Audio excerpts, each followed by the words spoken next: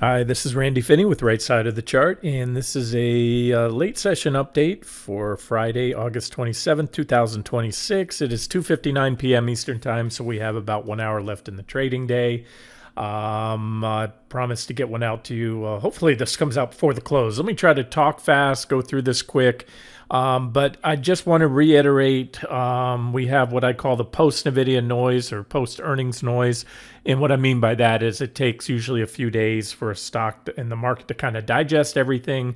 And as I often say, the initial reaction, the one that happens in the night of and the day or two following an earnings report or the next few days, quite often is not the one that sticks. I'm going to give you a couple examples here. You can go back on your own and look, but I've seen many a stock peak. I mean, we can look at NVIDIA just zooming in here. I'll get to this. I don't want to spend too much time on any one stock. I want to go through a few things. There's an earnings report right there. You can see the stock fall. There's today's earnings. Where right now we hit this previous reaction high. We're still off the all-time highs. And again, let me just be simple. Don't read too much into this. Next week, if it continues to build on the gains, like I said, any new high anytime soon, as I've covered in recent videos, will be a divergent high. So I can just tell you, it's just my trading style. Doesn't mean I'm right or wrong, but I wouldn't buy the stock. I wouldn't buy it with your money if it goes to new highs because I would bet on that new high failing. And I wouldn't be surprised if it doesn't make a new high. I would be surprised, not shocked, if it burns through the divergence. That means it keeps going to the point where these previous reaction highs that creating the negative divergence with prices making higher highs. I would be surprised if that gets taken out. I'm sorry. Yeah, a little bit surprised, not shocked. Again, technicals are not 100% accurate. They're not a 100% predictor, but they're the best thing out there, in my opinion. And again, that's what we do here. So let's move on. And I'm going to get to an example. I just shot you out an update on the MSRT or strategy trade. And there's a great example there I'm going to use that'll segue into what I'm talking about here with NVIDIA. So let's just do a brief update on the equity markets. Here's how I'm going to roll through this video. Again, you're going to have the AI summary by the time you get it, so you can skip ahead to whatever topic you want. Those hyperlinks open up now. Got them working where they open right to that point in the video. Couldn't be any easier. So if you are tired of hearing me talk about the stock market maybe going down or those targets, you can skip ahead. I'm going to cover QQQ SPY. We already just talked on NVIDIA, so that's out of the way. I'll cover the semis. They're very much related to NVIDIA. I want to do an update on the things I like long term. I've been persistent and consistent on my longer term bullish outlook and personal positioning on agricultural commodities, particularly the grains. So I'll update TIL, DBA, TILL is a combination of wheat, corn, soybeans, one ETF that gets them all. Time permitting, a quick update on GDX. There's not a lot to report there. And then I'll just wrap up talking about Bitcoin and strategy. And like I said, I give you that what I call a high conviction trade today. And I want to just expand on that, what that means and what it doesn't mean. So, all right, let's dive in. QQQ. You know, today is the market's up almost the market, or I should say the tech-heavy QQQ, obviously because of the weighting in NVIDIA. When you look at it, last time I checked, NVIDIA made up 8.75%. I always go straight to the horse's mouth to get those updates. That means, going to QQQ's website. I'm always leery of, quick Google searches that may provide outdated information. So as of 2 days ago, it tells me right here, as of the close on August 25th, it was 8.15%. So it's undoubtedly a little higher today. So when you get a nearly 10%, again, let me repeat this. There's 100 companies in the NASDAQ 100. This single company alone accounts for almost now, again, that level is going to definitely go up today. I know Amazon's dropping in value, so you're going to have a little higher weighting here till they rebalance. Oh, no, it's actually, I'm sorry, it's a cap-weighted, float cap-weighted index. So, yeah, you're going to be, north of that now, close to 10%. So, again, think about that. At 100 stocks, just one of them is accounting for nearly 10% of the returns of the index. So, take NVIDIA, scratch its gain out today, and you're going to see a different story in the NASDAQ 100. But again, let's not, a gain's a gain. But what I often say, and this is important, guys, I say this a lot, a big move in any security, be it an index, a stock, a sector, can either have technical significance, can be significant, or it can be what I call noise. This is just noise because nothing happened today. Let's just say, for example, we had a 1% move or 2% move and it did this. The candle looked like this. It broke above this downtrend line, which was the last objective short I gave you right here. That would be technically significant. Or if we broke down below this recent low, or if we broke down below the 200s or this support level, then a 1% or move does have some significance. Otherwise, it's just noise within, the usual ups and downs within this trading range. So I just wanted to say that to anybody that feels like today might be a super bullish day because NVIDIA didn't shit the bed or anything like that. All right, the stock is up. The stock is still off its all-time highs. So is the leading index, the NASDAQ 100. And it's even comfortably, there's no chance, very little chance today, in today is Friday, last trading day of the week, very little chance that we're going to break out above that downtrend line. Next week, that's a whole nother story. So I guarantee you, you know me, you're going to get my analysis, whether I like what I see or not. I'm going to give it to you as objective as I can. If we break above that downtrend line and that previous reaction high, there are no guarantees, but it's going to help increase the odds that the NASDAQ want to make a run at new highs. As of now, we're on a sell signal. We're profitable on this trade from where we initially entered it. If you never took profits at either the first two targets that were hit and gamed those, told you on this one especially, I expected a reaction here. So we got that. So what, is again, that's why it's impossible to, and I've even had AI run through my site and parse it recently, and it agrees there's no way to keep people have asked, what's the performance record? Multiple price targets. Stops are dependent on your target. I always give you a maximum stop on a trade, or often do. If I don't, use at least a 2-to-1 or ideally a 3-to-1 risk-reward ratio. There's T2, there's the bounce. So again, if you covered here and you gamed some or all of this bounce, then you're much more profitable than the total 11% profits booked or the drop to T2. You would have then reversed it here. You could have reshorted. This was the last objective short entry I highlighted. Then came the breakdown there. All right, so that's it, guys. So nothing more than just noise within a trading range right now. It has a potential to sooner or later will break up or down below this trading range, and then there's going to be probably the next tradable trend.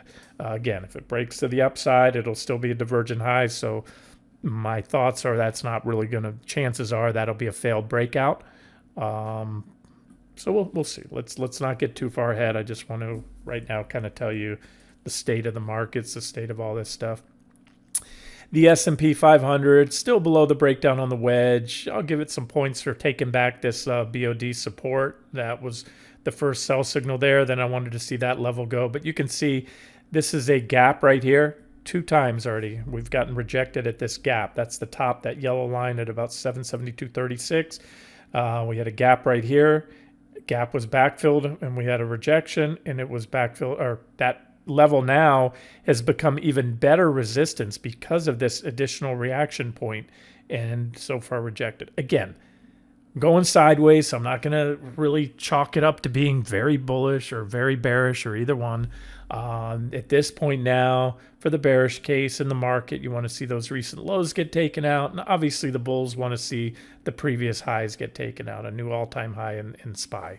Any new all-time high anytime soon in SPY, even on the daily chart, as well as the 60-minute chart, is guaranteed to be another divergent high.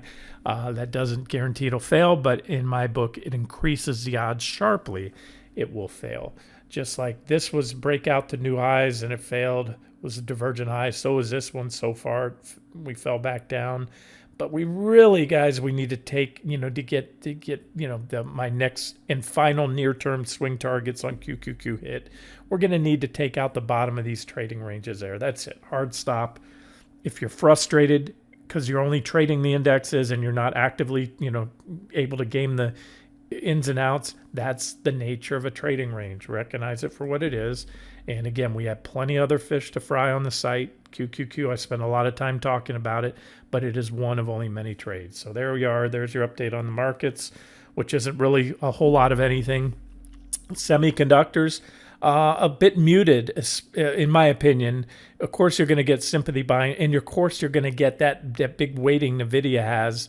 NVIDIA is up 8% today, but SOXX is only up 1%. Again, a gain's a gain, but it's just noise within the machine or the trading range, if you will. And there's our divergent high, sell signal back test.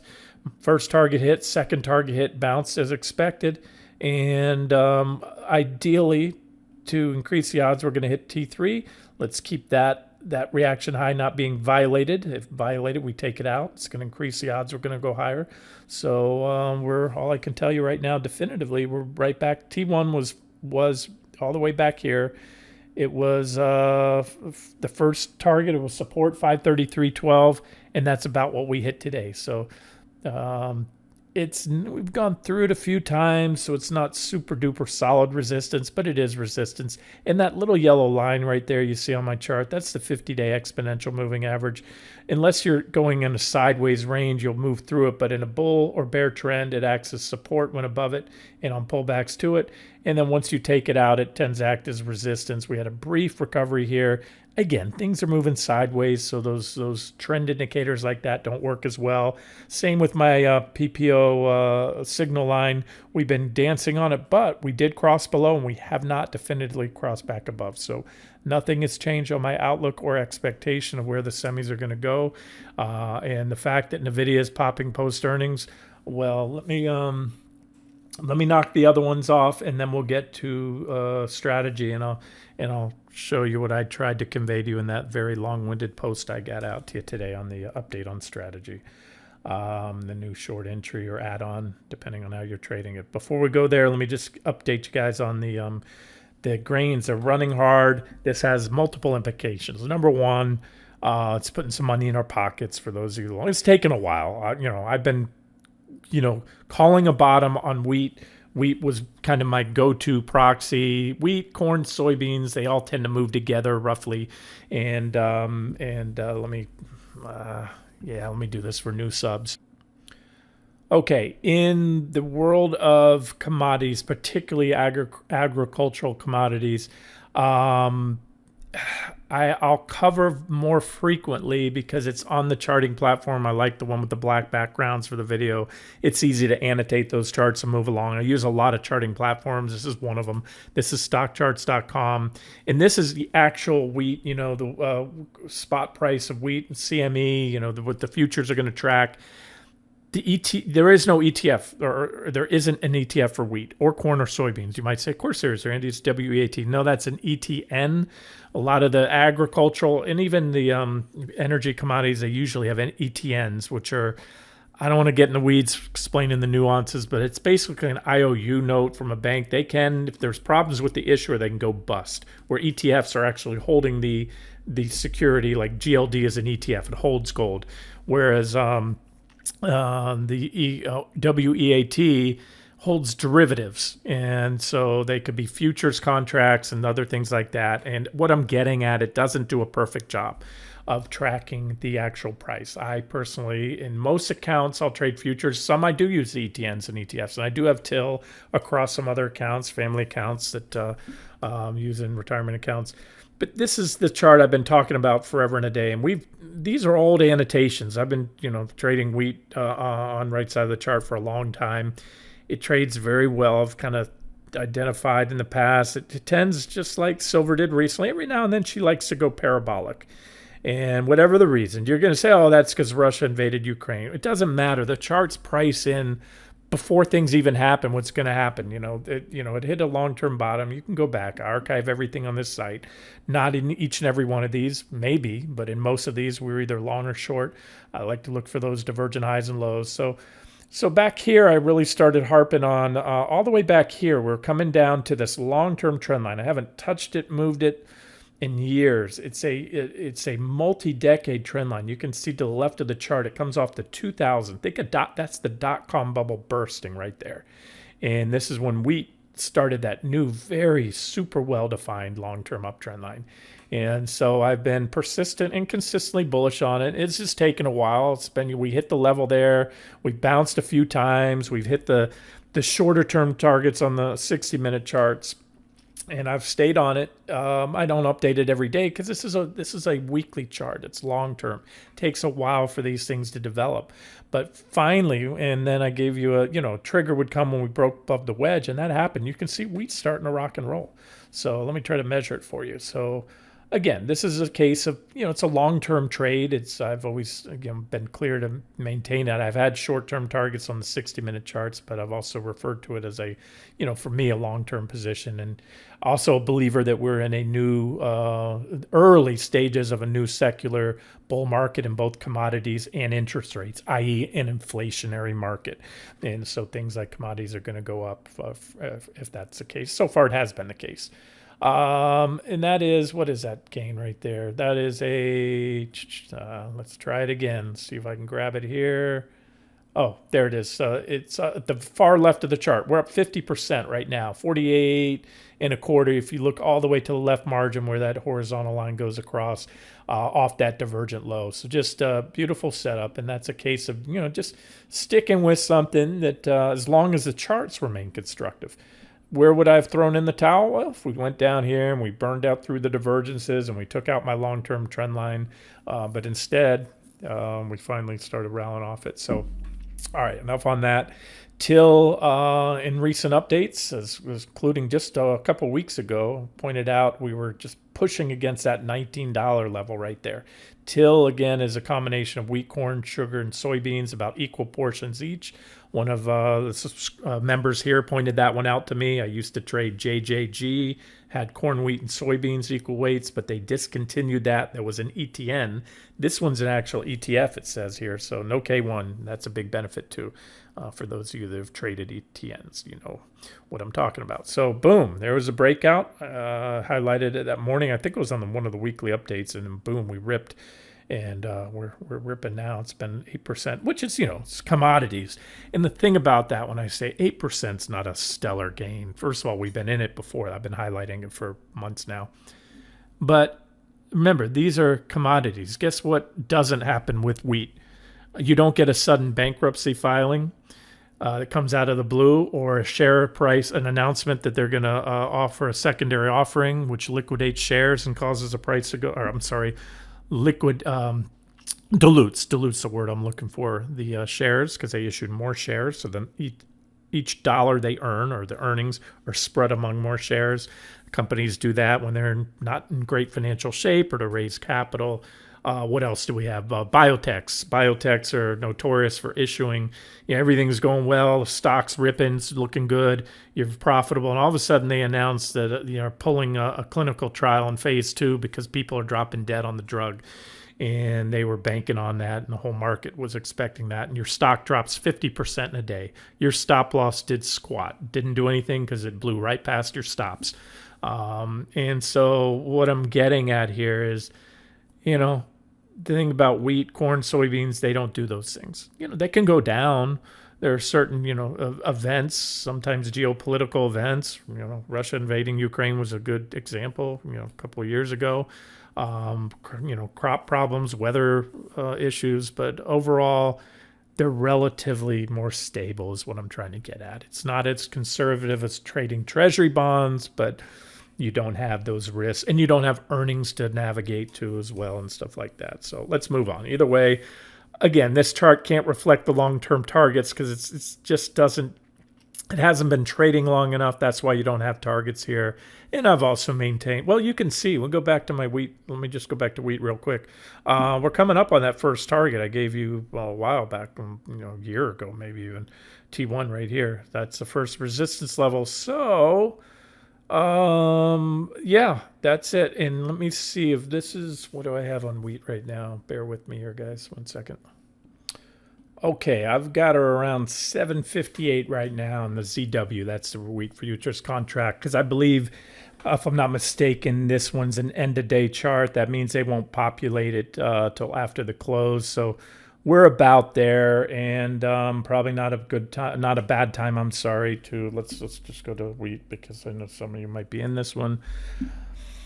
Yeah, there's also a price target you can see, or a resistance level on the daily chart.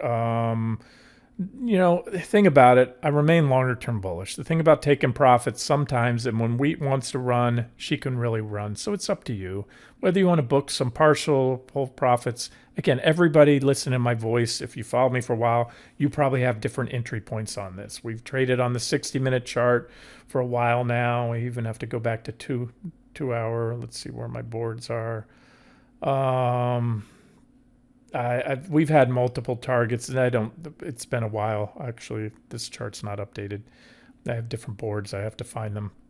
But we've had different trades in the past, and you get these little divergent highs, and you're correct. But all right, so longer term, I remain bullish. Near term, we're at resistance. We're getting a little overbought. Sometimes that certainly does stop wheat, and then sometimes, and usually when she breaks out of the gates, once that horse, gets out of the stable, she can really run sometimes, and then overbought can just keep becoming more and more overbought. Here's a couple instances right here. After, again, these all come after divergent lows, divergent low, divergent low, divergent low, and a divergent low. So my general preference, and personally, I would not close out the entire position, because I do maintain this upper, T3 target and possibly more. If I'm right, and we're in a, early stages of a new secular bull market in commodities, just for kicks and giggles, let's go with that. Is it hard to imagine that wheat's going to be, can possibly start selling for more than it sold back in 2007 in the financial crisis, or in 2021 after the post-COVID lows? I don't think that's an unreasonable target, and those are big gains. So, again, position management's up to you. You can trail stops up. You can take partial profits or full profits here. Try to get in on a pullback, but sometimes like this, it doesn't let you in. Usually you're going to get pullbacks along the way to get in, but that's always the risk of booking profits. If your trading plan says, I think we're going here, and again, you need to define your trading plan. Are you swing trading it actively? Are you a long-term investor or trend trader? And if so, minor zigs and zags aside, I think we ultimately work our way up there. So I see a lot more upside in. And same thing with corn and soybeans. I'm not going to get in the weeds now, or this will be a long video and I won't get it out to you before the close. So let's move on. I'll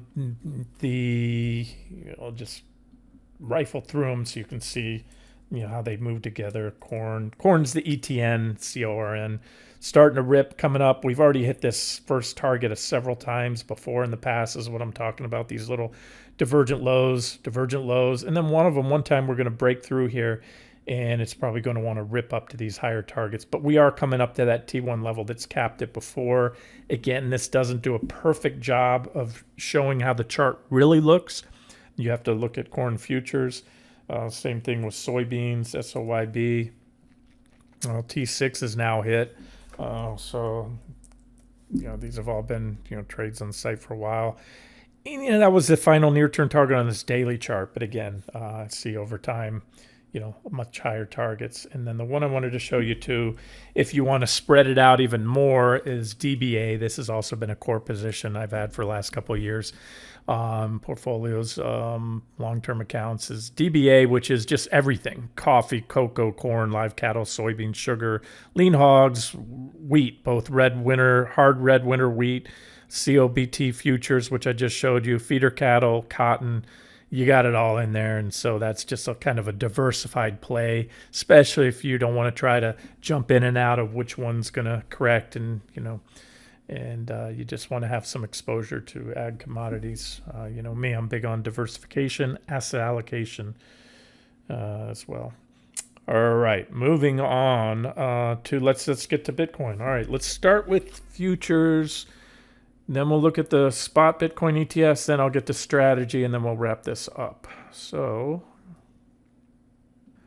okay, this is BTC. This is the Bitcoin crypto, trades on the Paxos exchange. This is a chart I've shared with you for a long time now, because you want to see where things are going. And, this was useful, especially because the spot Bitcoin ETFs only came out a couple years ago. Before that, we had GBTC, but that's more like a closed-end fund. In the past, it's traded to a premium or discount to actual spot Bitcoin. Therefore, the chart gets a little distorted to what Bitcoin's really doing. So at the end of the day, you want to track the real thing that the ETFs or other instruments, an ETF's technically a derivative. It's a security you invest in that invests into something else, or you're trying to invest in something else through something else. All right. So, okay, what can I tell you about it? Well, we had the divergent high there. We were short and bearish Bitcoin all this way down. Give you these other sell signals. We gained a bounce, a couple bounces on whether I used Bitcoin as a proxy or strategy. Lately, I've been focusing more on strategy, including that post I got out to today. But let's just make this brief. So right here, we put in a divergent low at support. I had that target here for a long time, 58,628. We hit it. We hit it again. We hit it again. We kept hitting it. We kept holding that support. Was cautious on it, saying that we had recognized the divergences. We hit a back test of the trend line once, got rejected, but we never broke that support, and we kept those divergences, and that was I guarantee. Well, I don't guarantee this, but I know that a lot of people listening to my voice, probably the majority, say, Randy, that's just coincidence. Bitcoin's rallying because the treasuries just broke out the new highs, and everyone's worried about what to do. They're going to debase the dollar. It's the only way out of this mess. Again, the charts and the fundamentals, I've done this long enough, and I give you my word, they align. They work in concert with each other. The fundamentals are just a predictor quite often, and then the fundamental story happens. The lines, the news headlines get plugged in. For whatever the reason, don't ask me how or why. I mean, I know why. The why is fundamental technical analysis showing where buyers and sellers meet. And by the time you read about something in the paper, those in the know, those with the big money, the Nancy Pelosi's of the world, I know she's no longer in position, but still, and Donald Trump and all these politicians who are exempt from insider trading laws, well, just them alone are, have, most of them big pockets, big portfolios.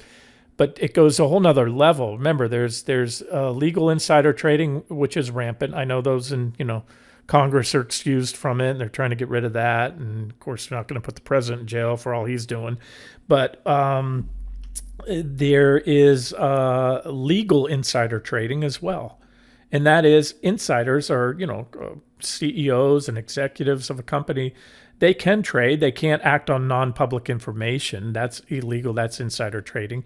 But they can certainly buy their stock, which they do, or sell their stock when they don't like the outlook of their company. So just so you understand, there's movement in the market that starts to predict the shift in buying and selling, and that's what we're reading in the charts. That's what gives technical analysis a predictive value.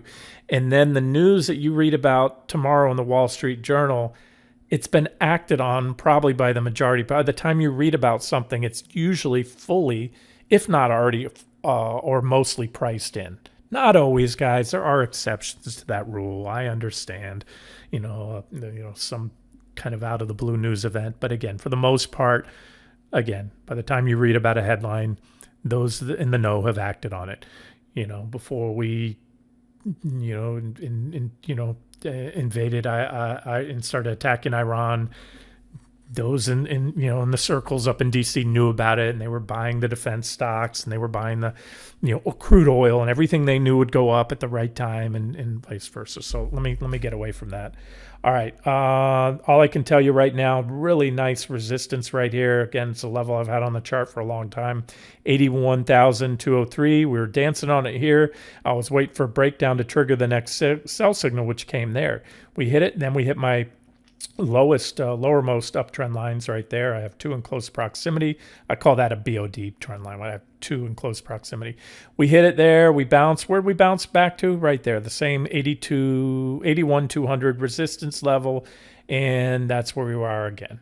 Now, resistance is resistance until unless broken out. So that's one reason I gave you what I called a rare high conviction short on strategy today, because we're at resistance. And I'm going to talk a little more on strategy. If we break it, keep going, we go up there. It's unlikely we're going to go straight up there. Look how overbought we are right now on Bitcoin. I'm just going to go across the left here. That was overbought because we were so dang oversold, and we had a huge rally coming off, so we hit that level.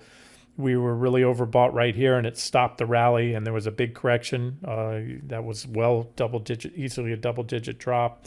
We got really overbought there. The stock didn't immediately go down, but it didn't go up either. And then it did go down after stopping at that point. All right, you get the point. There are no guarantees. I always say oversold or overbought. They're not buy and sell signals. They're conditions, but they are conditions that at least you don't want to chase this rally here. I can tell you that. You don't want to, if you didn't buy it on the breakout there, you didn't buy it off that divergent low. In my opinion, again, just my humble opinion, you don't buy it here. If anything, you short it, and with the stop on the other side. That's what I was going to get to in a second, why it's what I call a high probability trade, because we can easily limit our downside risk by shorting or adding to. If it's still an active trade on the on the site. Let's roll into it. Before I do that, for those of you that like the spot ETFs instead of the futures, which are BRR, MBT is the micro Bitcoin contract. This is IBIT, kind of the big, one of the most liquid spot ETFs that came out when they introduced and launched all the spot Bitcoin ETFs back in the beginning of 2024 right here. And so you can see right here, you have big, that was support, big gap down that broke it. Bitcoin melted down, rallied back to it, got rejected there, and we're a hair below it now. If you're wondering, well, Randy, why wouldn't you wait a little more for it to get higher? It may do that. It may even go a little higher and then drop, or it may run right through there. Anything's possible, but I'm not going to get greedy and try to squeeze out a few extra pennies, because if I can guarantee you a lot of eyes, I can just tell you this right now, I'm not the only one that sees this level. And the reason on my long trades, I always sell a little bit below the support levels that I give you on the charts. I recommend stop losses slightly below resistance levels that we're targeting, and then cover your shorts a little bit above the support level that you plan to cover at, because traders like me will usually, if I was long, I'm going to sell a little bit shy. I don't want to be holding, especially until weekend, and the damn thing gaps down Monday that big, and then I missed trying to squeeze out a few extra pennies, nickels, and missed a reversal that can come pretty quick. So that's it. Now let's just get to strategy, because that's our official proxy, and talk on this one. Okay, so I don't want to be too redundant. You got what I was saying before. I did the video exactly a week ago today, the day we broke out here, and that was, again, to the fear of treasuries breaking out, which I continually warned about. Watch treasuries. Became a big thing. We've seen the biggest intervention in the treasury bond market in decades. First, a few weeks ago with when Besant bought yen, or bought Japanese yen with euro, not U.S. dollars. Being very creative, with the ultimate goal of keeping Japan from having to be forced to sell U.S. treasuries. So that was the first support of treasuries. It was more we call it indirect, but that's what the articles said it was for, and it was what I read and what I know to be true. And then the more direct statement week ago, last week, that Treasury Department's going to come in and be the buyer of U.S. securities and double their purchases. And so that that sent a lot of money running into crypto. Technically was a breakout, as I covered that week ago today. We're right there. That was in the update. And the screenshot I gave you today, I had it circled right here. That was I said I could easily see it going up to here. You have it's just a beautiful level, guys. And I'm going to talk about it again. I'm going to talk about this trade not working out. Obviously, I think it's going to work out. But if it doesn't, here's the thing. Our upside is relatively small. The stop is still on a daily close above the 200-day moving average, which is just above. So you see it's a confluence of resistance. The downtrend line off the June highs. The blue line here is your 200-day moving average. The red lines are 200 exponential. Last time we got just to there, and that's where I highlighted those objective short entries. It's where I modified the stop, and this is the example I wanted to use on the video. So strategy reported right here. So the post that I gave you today, I didn't by design wanting to get out a long-winded post with a lot of charts from previous trades, because that was then, this is now. But it mattered because this example, there was earnings right there for strategy, and the stock went up probably about the same amount. Let's see, they reported that day, went down for a day or two, and then ultimately they climbed another about 6% or so, about just what NVIDIA is doing today. So this is the point why I say it takes a few days after, there's the E, meaning the earnings date. It usually takes a few days for the market to figure it out. And so if you initially have knee-jerk reactions every time a stock, there's a big earnings drop and beat, reversal there. Either way, you can see a lot of inflection points come around earnings, but sometimes it takes a few days. So that's that post-earnings noise I referred about. And with today being Friday, again, I wanted to take advantage of this. If we pop up, I'll tell you this right now. If Monday strategy continues on up, I'm going to highlight that again as an objective short entry. Up to, but not above the 200. The 200 right now, if I decide to modify it, I will. I can tell you this right now. If you took it here today, you can add up to, but not, I wouldn't add above the 200. If it goes above the 200, briefly pops it and falls back down, yeah, then you can add. But anything much above the 200, you're going to have taken out this whole resistance zone. It's going to be bullish. And yeah, the stock is overbought, but that doesn't guarantee it can't get more overbought before it corrects. So that's it. And again, as I always say, guys, take it, don't take it. I don't care. I pass with my job to pass along trade ideas, give you my analysis, my reasoning behind it. This is a very aggressive trade. This is a non-leverage. I mean, it's leveraged in the fact the company uses a leverage model to accumulate and hold Bitcoin. That's why it goes up and down more. It's up 11% today. Mike, who asked just yesterday, Randy, do you have any high conviction trades? Yesterday I didn't. Today I do, because yesterday we were right here. That's why I didn't throw this one out. It was no man's land. No man's land is what I define as a stock being between support, which is now T1 right here. That was the first target we hit. We shorted multiple points here. We hit T1 right here, went a hair lower. And that's the top of that trading range. So yesterday we were smack between support and resistance. Now we're at the bottom of a resistance zone and we're overbought. So for all the reasons I stated, it's a high conviction trade. And let's talk, risk reward. So if you shorted the bottom of the zone, which again, I didn't have to get that post out to you today because a week ago and in one other follow-up post I made in video, I also continued to reiterate this is a potential bounce target for this pop. So if we go up, the 200-day moving average is, and that 149.85 is runs from about 6.5 up to almost 10%, the 200, close to it. So you have about a 10% loss. This is where position sizing comes in. This is a volatile security. You don't put as much into this as you put into, say, SPY or Procter & Gamble or blue chip stock. You adjust your position size down for the additional above average gain and loss potential. But so you're looking at little north of maximum, if you took a shot today at 10% loss, a little more than that, right? On a stop a daily close. Maybe you go up there, maybe it's 15% by the time we get to close. But the downside, my targets haven't changed. And, whether or not they're going to be hit, only time will tell. But we already hit one. Again, we bounced off it. T1, sorry, right there. Let's just measure it down. Let's talk risk reward. So let's say that 15% stop. Let's say it runs above the 200 and closes a day about 5% or above it. If my final target is hit, you're talking 90% profit. That's a phenomenal RR. Even if just my next target, T2, we've already hit T1, so it opens the door now for T2. That's 52% downside. That's better than a 3-to-1 risk reward ratio. And so that's why it's a high conviction trade. So high conviction, I think it'll play out. That does play into there. I think it's going to work out. At least if you want just the quick, I gave you the 60-minute chart, guys, with those arrows. Solid arrows always denote my initial price targets. These are this likely support levels. You're going to get reactions. And so if you want to just swing it back, I would shoot for at least the top of this gap. That's what I call a high probability target.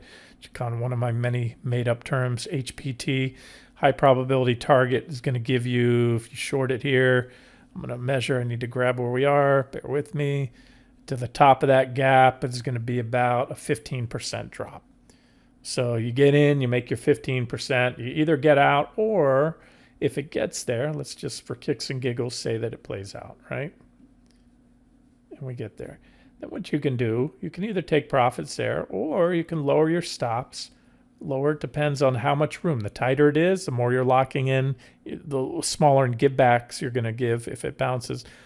But and the higher it goes, obviously, it's going to keep you in and not get you shaken out on any counter trend rally. So by either doing manually ratcheting stops, which I'll be honest is usually what I like to do, I tend to do it tactically too, not just a random number. I'll look for a likely resistance level and then put my stop just above that, just out of range of the stop rates.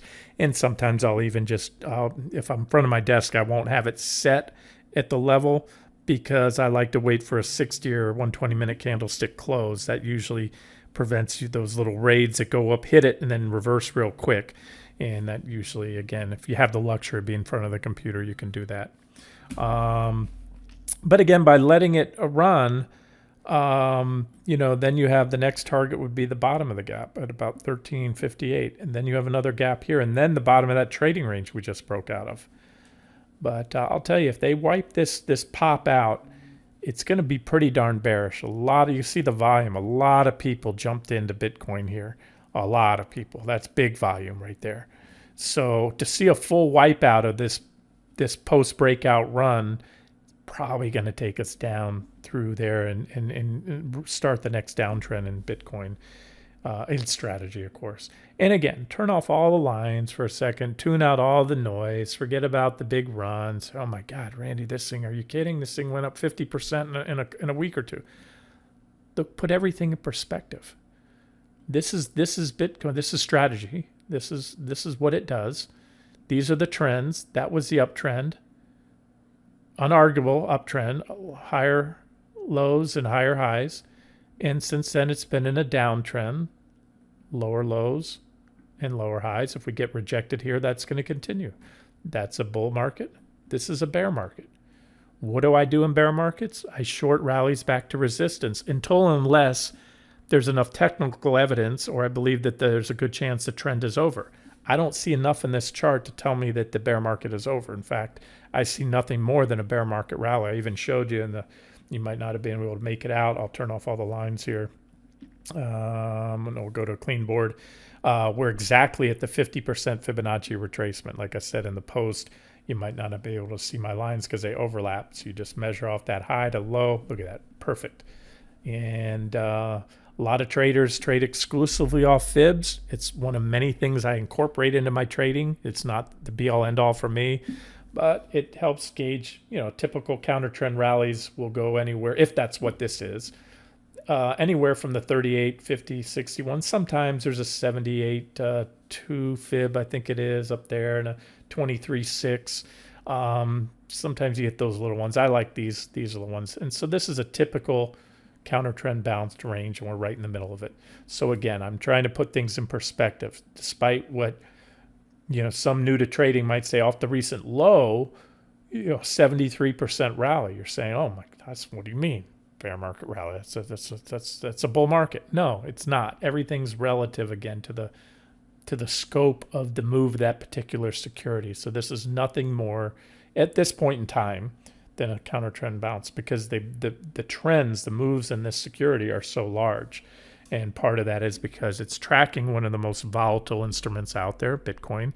And add to that, it's doing it on a leverage basis, using a leverage business model to accumulate shares of Bitcoin.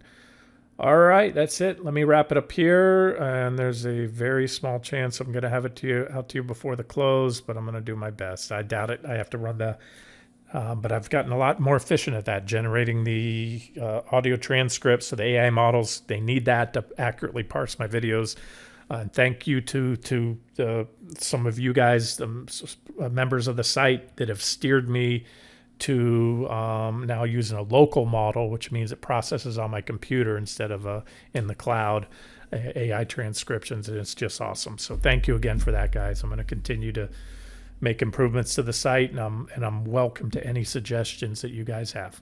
Let me wrap this one up here. This has been Randy Finney with Right Side of the Chart. Have a great day.